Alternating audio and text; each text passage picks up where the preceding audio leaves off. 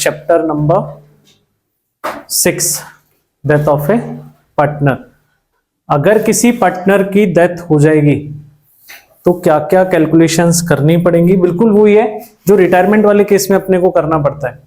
बस यहाँ एक चीज एक्स्ट्रा है भाई, जनरली रिटायरमेंट जो होगा ना वो या तो ईयर की फर्स्ट डेट को हो जाएगा या ईयर की लास्ट डेट को हो जाएगा, लेकिन किसी का मरना ऐसा तय हुआ क्या? नहीं ना भाई, मर कभी भी सकता है। तो ऐसी सिचुएशन में मान लो वो 3 महीने बाद की डेट पे साफ हो गया, अब अपने को क्या करना पड़ेगा, वो 3 महीने जब तक फर्म में था तब तक उसको फर्म में से जो भी प्रॉफिट मिलना चाहिए था, जो भी इंटरेस्ट ऑन कैपिटल मिलना चाहिए था, वो सारी चीजें उसको क्या करनी पड़ेगी, देनी पड़ेंगी। बस अपने को वही कुछ कैलकुलेशन सीखनी है। तो इसमें इलस्ट्रेशन नंबर 1, तो P, Q and R are partner sharing profits in the ratio of 4:3:1. It is provided in the partnership deed that on the death of any partner, deceased partner share of goodwill will be valued at half of the profit credited to his account during the previous 4 years completed. Goodwill का valuation कैसे करने को बोला है, देखो फिर से पढ़ लो। Deceased partner share of goodwill, कि जो पार्टनर मर गया उसके गुडविल का शेयर, फर्म की गुडविल की बात नहीं हो रही, किसकी बात हो रही है, उसके गुडविल का share will be valued at half of the profits credited to his account during the previous 4 completed year. पिछले 4 साल में उसका जितना प्रॉफिट है ना, उस प्रॉफिट का आधा कर लो, वही उसके हिस्से की क्या होने वाली है, goodwill. Clear? Q died on 1st April 25. The firm's profit loss for the last 4 years ended 31st March are 120, 60, 20,000 loss and 80,000. Determine the amount that is to be credited to Q's capital account as his share of goodwill. कि उसको goodwill के लिए कितना payment करना है, पहले तो ये पता करना है, और दूसरा क्या करके देना है, pass journal entries for the adjustment of goodwill if profit sharing ratio between P and R in future will be 3:2। तो सबसे पहला काम तो क्या करोगे, जो पार्टनर गया उसके गुडविल का शेयर निकाल लो। तो सबसे पहले total profit of last 4 years, वो कितना आ जाएगा, 1,20,000 प्लस 60,000 माइनस 20,000 लॉस है ना, माइनस प्लस 80,000, टोटल करोगे कितना हो जाएगा, 2,40,000। अब यहां से अपने को क्या निकालना है, गुडविल शेयर ऑफ क्यू। तो गुडविल शेयर ऑफ क्यू वो कितना निकलेगा, टोटल प्रॉफिट 240। ये तो टोटल प्रॉफिट हो गया फर्म का, इसमें से क्यू का शेयर निकाल लो। अब क्यू का शेयर कितना है, 3/8। पहले तो 3/8 निकाल लो, ये तो उसका शेयर आ गया, किसका, क्यू का, और इसका क्या कर लो, हाफ। क्लियर है? तो कितना आ जाएगा ये, 45,000। क्लियर है? ये तो क्या आ गया अपने फर्स्ट का आंसर, ये लो साहब। तो अमाउंट ऑफ गुडविल जो कि उसके अकाउंट में क्रेडिट करनी है कितनी आ जाएगी, 45। और अब इस 45,000 को किस रेशियो में डिवाइड करेंगे, गेनिंग रेशियो में। तो गेनिंग रेशियो अलग से निकाल लेते हैं। गेनिंग रेशियो क्या फॉर्मूला रहेगा, new ratio minus old ratio. तो सबसे पहले पी का निकाल लो, पी का न्यू रेशियो कितना बोला है, 3/5 माइनस ओल्ड रेशियो कितना है इसका, 4/8। करो एलसीएम लोगे कितना आ जाएगा, 40, 24, 20, 4/40। इसी तरीके से आर का निकालोगे तो इसका ओल्ड न्यू रेशियो कितना है, 2/5 माइनस ओल्ड रेशियो कितना है इसका, 1/8। एलसीएम लोगे कितना आएगा, वही 40, 16 माइनस 5 कितना हो जाएगा, ये 11/40। तो इनका गेनिंग रेशियो क्या निकल के आया, 4:11। और अब गुडविल की एंट्री वही जो रिटायरमेंट वाले केस में थी भाई, गुडविल के एंट्रीज में कोई चेंजेस नहीं है, प्रॉफिट डिस्ट्रीब्यूशन को लेकर कोई चेंज नहीं है। चेंज होगा सिर्फ किस चीज को लेकर, जो प्रॉफिट में शेयर देना ना उसको लेकर, वो अभी आगे आ जाएंगे क्वेश्चंस। तो अभी एंट्री क्या बनेगी यहाँ पे, एंट्री बताई थी क्या, P's capital account debit, R's capital account debit to Q's capital account. अब क्यू को देना कितना है गुडविल का टोटल 45, लो इसके अकाउंट में तो ट्रांसफर किए 45, और इसको किस रेशियो में डिवाइड करेंगे 4:11 में, कितना हो जाएगा 12,000 और 33,000। क्लियर है, करो इसको complete. Next question, illustration number 2, Sita, Rita and Gita are partners in a firm sharing profits and losses in the ratio of 4:3:1। As per the terms of partnership deed, on death of any partner, her share of goodwill was to be valued at 50% of the net profit credited to that partner's capital account during the last 3 completed years before her death। वही जो last question में अपन ने किया कि जितना उसके account में था उसका आधा लेना था, यहाँ पे 50% वही आधा लेना है, लेकिन वहां 4 का था, यहाँ 3 साल का लेना है। सीता डाइड ऑन 31 मई 2024, कब मर गई 31 मई 24 को। Profit for the last 5 years, पिछले 5 साल के प्रॉफिट अपने को गिवन है 60, 97, 15, 30 एंड 84, पर अपने को लेने कितने हैं लास्ट 3 years के। नेक्स्ट क्या बोला है, on the date of Sita's death building was found under valued by 80,000। Building को हमने क्या कर रखा है अंडर वैल्यू, एक्चुअल पे लाने के लिए क्या करना पड़ेगा, बढ़ाना पड़ेगा। Which was to be considered, calculate amount of Sita share of goodwill in the firm and record the adjustment journal entries of goodwill and devaluation of building. The new profit sharing ratio between Rita and Gita will be equal. New ratio area कितना रहेगा, equal रहने वाला है। तो सबसे पहला काम तो अपने को क्या करना, सबसे पहले तो गुडविल शेयर निकालना है। तो लास्ट 3 years टोटल प्रॉफिट वो कितना रहेगा,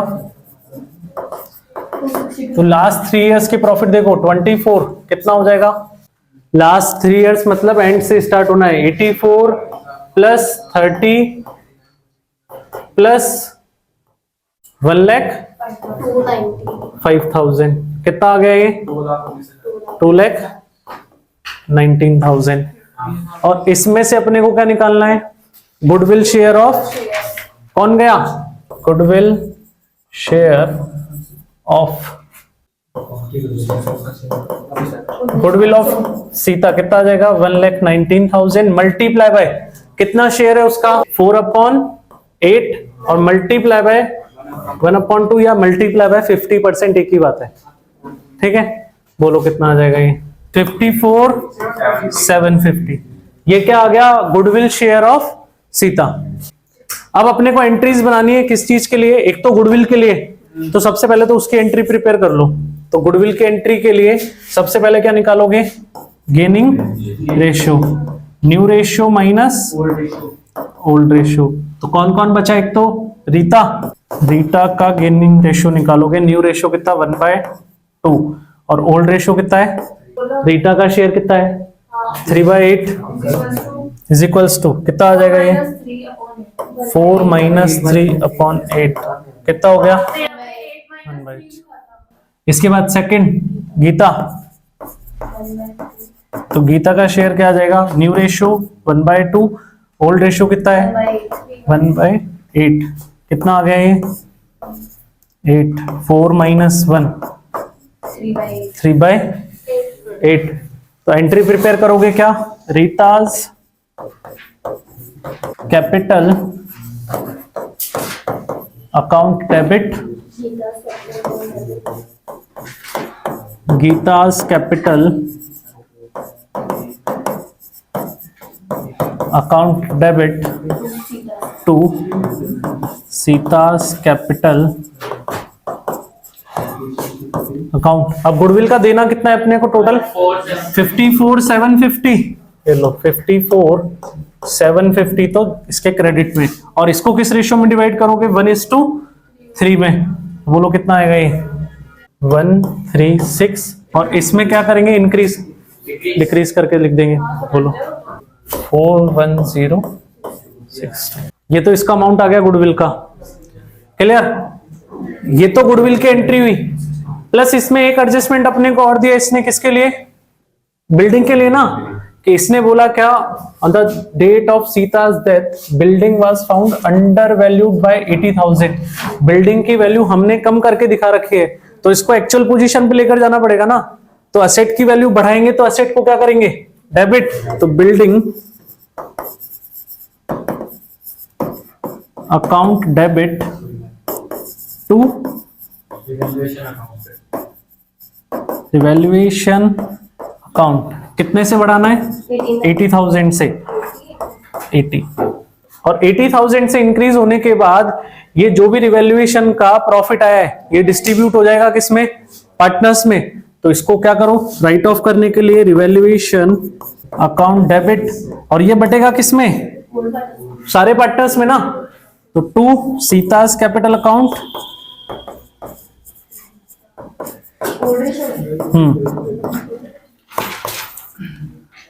टू रीता's कैपिटल अकाउंट, और टू गीता's कैपिटल। 80,000 को डिवाइड करोगे 431 में तो 40, 30 और 10,000। करो कंप्लीट। इलस्ट्रेशन नंबर 5 जो बात कह रहा था अभी, कि जो पार्टनर मर गया है वो ईयर के किसी भी डेट पे साफ हो सकता है ना। तो जब तक वो फर्म में था उस दिन तक का प्रॉफिट उसको देना पड़ेगा। अब उस दिन तक का प्रॉफिट कैसे पता चलेगा? कि आज P&L अकाउंट बना लो, उससे पता चल जाएगा कि आज तक कितना प्रॉफिट हुआ।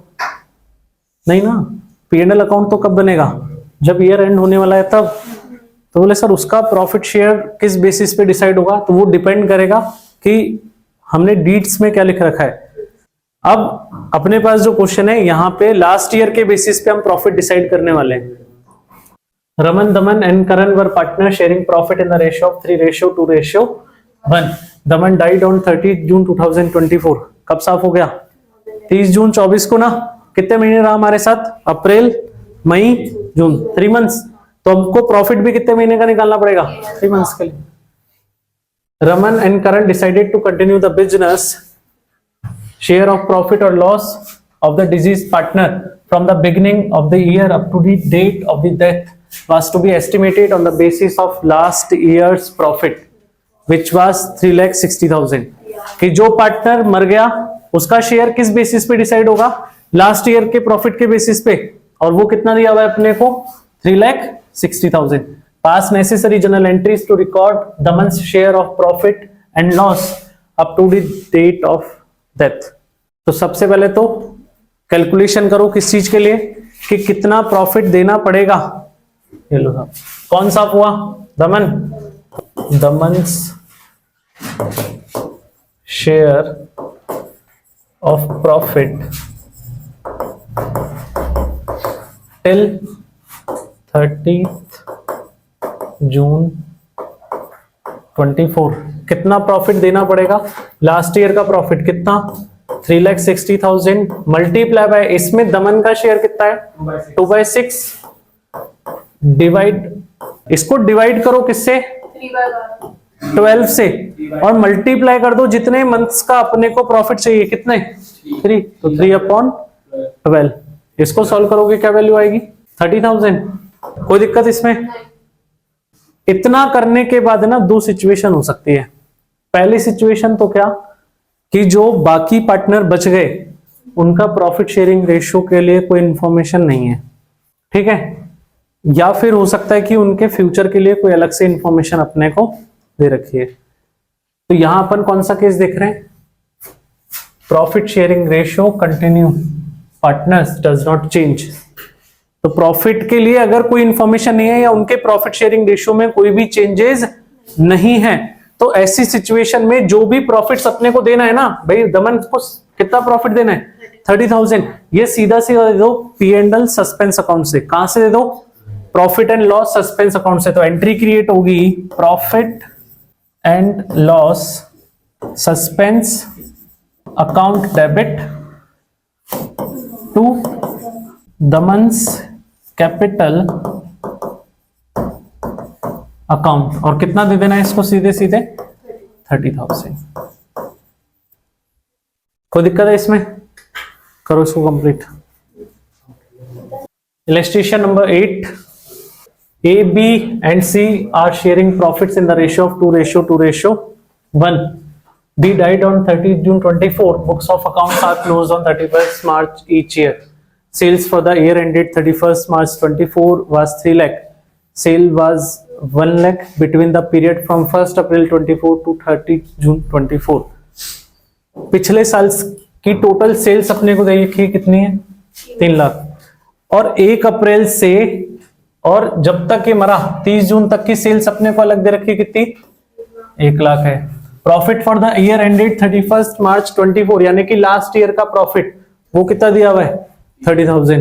Calculate diseased partner share in the profit of the firm.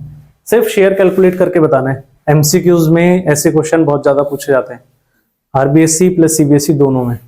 क्या तरीका रहने वाला है, यहां सबसे पहले तो अपने को किस बेसिस पे प्रॉफिट देना है, सेल्स के बेसिस पे। पिछले साल की सेल्स भी गिवन है, पिछले साल का प्रॉफिट गिवन है, इस साल की सेल्स गिवन है, प्रॉफिट गिवन नहीं है। तो इसके लिए क्या करेंगे भाई, लास्ट क्वेश्चन में तो हमने क्या देखा कि जितना लास्ट ईयर का प्रॉफिट आ रहा था अपन ने उसमें से क्या निकाल लिया, उसका शेयर निकाल लिया एस्टिमेटेड बेसिस पे। लेकिन यहां क्या करना, एक्चुअल सेल्स की बेसिस पे प्रॉफिट निकालना है। तो यहां सबसे पहले क्या करेंगे, अपन निकालेंगे प्रॉफिट, नेट प्रॉफिट रेशियो। अब नेट प्रॉफिट रेशियो चैप्टर में पढ़ा अपन ने, क्या फॉर्मूला है, net profit upon sales into 100 लगाओ सब। लास्ट ईयर का profit 30,000 divided by last year की सेल्स 3 लाख मल्टीप्लाई बाय 100, कितना परसेंट निकलेगा 10%। और अब तक की सेल्स में भी क्या निकाल लो 10%। तो अभी सीधा क्या निकाल रहे हैं अपन, कौन गया, बी गया ना, तो लो बीज शेयर इन प्रॉफिट, वो कितना आ जाएगा, सेल्स कितनी हुई 1 लाख, इसका सीधा सीधा 10%, तो 10/100 और मल्टीप्लाई कर दो उसके शेयर से, कितना है 2 to 1 है ना, तो 2/5, तो ये आ जाएगा 10,000 मल्टीप्लाई बाय 2/5, कितना आएगा ये 4,000। यहां मंथ्स से मल्टीप्लाई करने की जरूरत नहीं है, क्यों, क्योंकि हमने जो सेल्स लिए ना वो ली ही उतने टाइम की है जितने टाइम तक वो हमारे साथ था। Clear. Nirmala, Divisha and Sara were partners in a firm sharing profits and losses in the ratio of 3:4:3. Books were closed on 31st March every year. Books कब close होती है 31st मार्च को। Sara died on 1st February 22. As per partnership deed, Sara's executor are entitled to her share of profit till the date of death on the basis of sales. जो भी profit देना है वो किस basis पे देना है, सेल्स के बेसिस पे। Sale for the year ended 31st March 21 was 10 lakh, पिछले साल की सेल्स दे दी। And profit for the same year was 120, इसी का प्रॉफिट भी दे दिया, ठीक है। Sales show a positive trend of 20%, और ये पता चल रहा है भाई, डॉक्यूमेंट्स चेक करें तो ये पता चल रहा है कि लास्ट ईयर जितना सेल्स हो रहा था ना उससे 20% ज्यादा की सेल्स कर देंगे इस साल, ठीक है। And percentage of profit earning is reduced by 2%, लेकिन सेल्स ज्यादा करने के चक्कर में जो हमारा प्रॉफिट रेट है ना वो 2% से क्या हो जाएगा, कम हो जाएगा, ठीक। Generalize the transaction along with the working notes. तो सबसे पहले मैं क्या करूं कि मेरा नेट प्रॉफिट रेट निकाल लूं, ले लो नेट प्रॉफिट रेट। तो नेट प्रॉफिट रेट क्या निकल के आएगा मेरा, net profit upon sales into 100। तो नेट प्रॉफिट कितना है यहाँ पे देखो 120 divided by 10 lakh multiply by 100 करोगे तो सीधा सीधा कितना आ जाएगा ये 12%। ठीक है, अब यहां इन्होंने क्या बोला कि percentage of profit earning is reduced by 2%। तो एडजस्टेड नेट प्रॉफिट रेट ये मेरा कितना निकलेगा 12 माइनस 2 यानी कि 10%। यानी कि इस साल मेरी एडजस्टेड नेट प्रॉफिट की जो रेट रहेगी वो कितनी रहेगी 10% की। फिर इन्होंने क्या बोला लास्ट ईयर की सेल, लास्ट ईयर की सेल्स कितनी है मेरी, तो एक्सपेक्टेड सेल्स क्या हो जाएगी, एक्सपेक्टेड सेल्स के लिए क्या काम करना तुमको, यहां पे यहां 10 लाख लोगे प्लस इसी का क्या ऐड कर देना है 20%, तो 10 लाख प्लस 10 लाख इंटू 20/100। पहले इसको सॉल्व कर लेना, बाद में ऐड कर लेना। सॉल्व करने पर सीधा सीधा क्या आ जाएगा 12 लाख। कितने की सेल्स होनी है 12 लाख। अब मुझे कैलकुलेशन कितने मंथ्स के लिए चाहिए, तो मुझे अप्रैल से लेकर 1 फेब यानी कि 10 मंथ्स की काउंटिंग चाहिए। तो profit for 10 months, profit for 10 months वो क्या निकल के आएगा मेरा, टोटल सेल्स ले लो कितना होगा 12 लाख मल्टीप्लाई 10/12। पहले तो 10 महीने की सेल्स निकालोगे, फिर क्या करोगे मल्टीप्लाई बाय कितना परसेंट प्रॉफिट अर्न करेंगे 10%, तो 10/100 निकाल लो कितना आ रहा है 1 लाख। तो एक्सपेक्टेड प्रॉफिट मेरा क्या रहने वाला है 1 लाख। अब 1 लाख में मुझे क्या करना, जो पार्टनर मर गया उसका शेयर निकाल लेना ना सीधा सीधा। ये लो, तो कौन गया यहां से सारा, ये लो साराज शेयर इन प्रॉफिट वो क्या रहेगा 1 लाख। भाई प्रॉफिट आ गया सीधा सीधा 1 लाख, इसको मल्टीप्लाई कर दो, सारा का शेयर कितना है 3/10 30,000। और इसके लिए एंट्री प्रिपेयर करके देनी है, फ्यूचर की इंफॉर्मेशन नहीं है ना, तो कहां से निकालेंगे P&L सस्पेंस से। तो profit and loss suspense account debit to, तो टू साराज कैपिटल कितना प्रॉफिट दे देंगे सीधे सीधे 30,000। कोई दिक्कत इसमें, कर लो कंप्लीट।